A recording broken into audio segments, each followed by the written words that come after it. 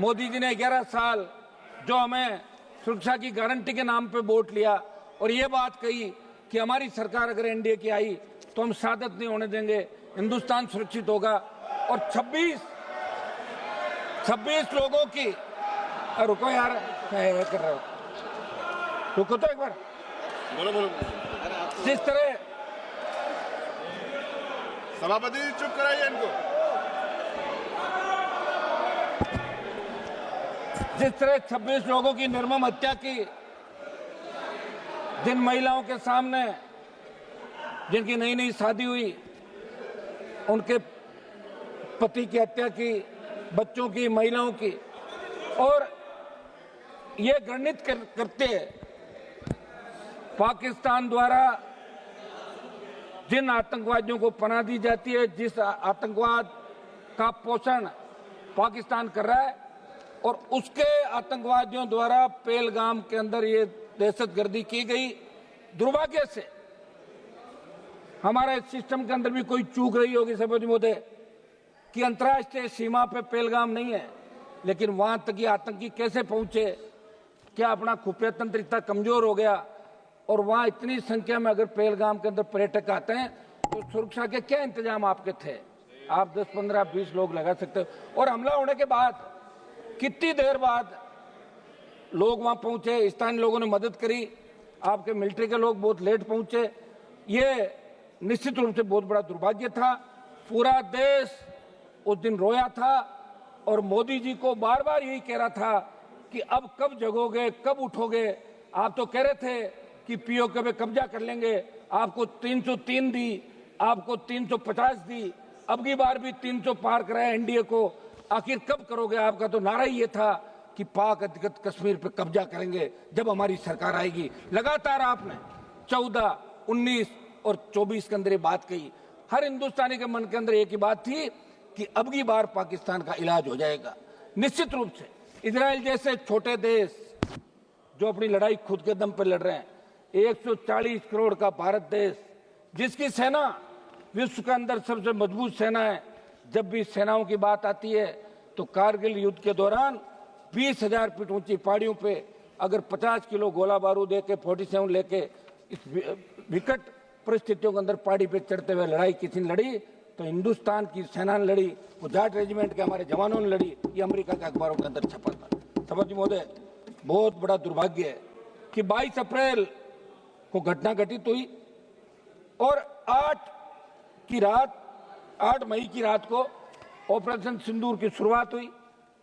2 दिन चला, आपने कहा पाकिस्तान घुटनों के बल आ गया और देश के मीडिया ने यह कहा कि कराची पहुंच गए, लाहौर पे कब्जा कर लिया, इस्लामाबाद में झंडा फहराने वाले।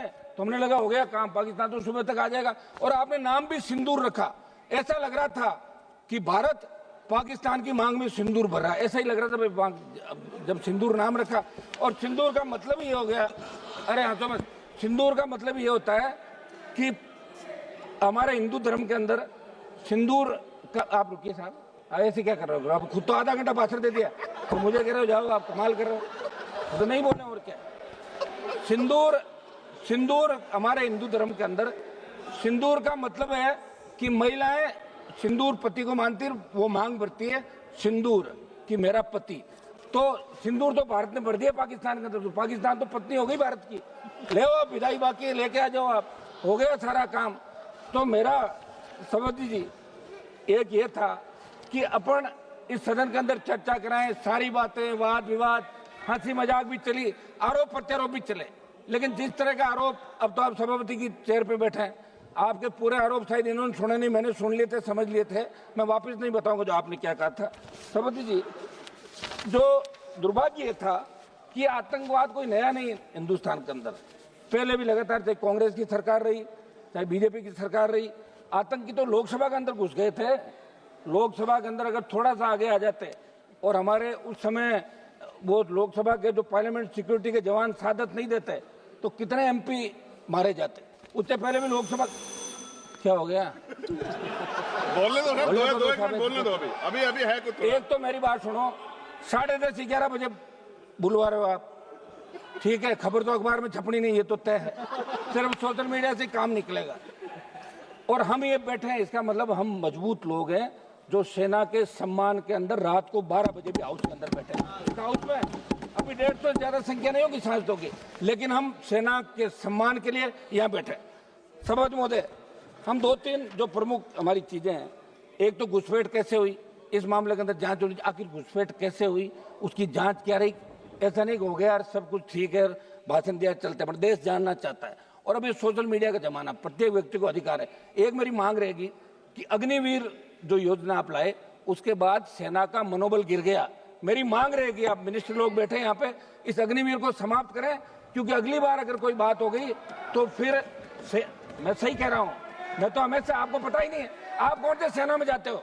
मैं तो उस जाति से आता हूँ जिस जाति के सबसे ज्यादा लोग सेना के अंदर जाते हैं और सबसे ज्यादा साथ देते हैं। अब लोग व्यापारी लोगों क्या पता सेना क्या होती है। तो मेरी मांग है कि अग्निवीर को समाप्त करके पूर्व की भांति सेना भर्ती रैलियां कराएं। और इसके अंदर जब प्रधानमंत्री जवाब दे तो सिंदूर क्यों नाम रखा, सिंदूर कहां भरा, इस बात का भी पूरा प्रधानमंत्री के जवाब के अंदर धन्यवाद। हम सब सेना को सैल्यूट करते हैं। एक मिनट साहब सुने, सेना को हम सैल्यूट करते हैं और इसके अंदर जो लोग सीज फायर श्री बालासोरी जो लोग मारे गए उनको भी हम नमन करते हैं, उन लोगों का।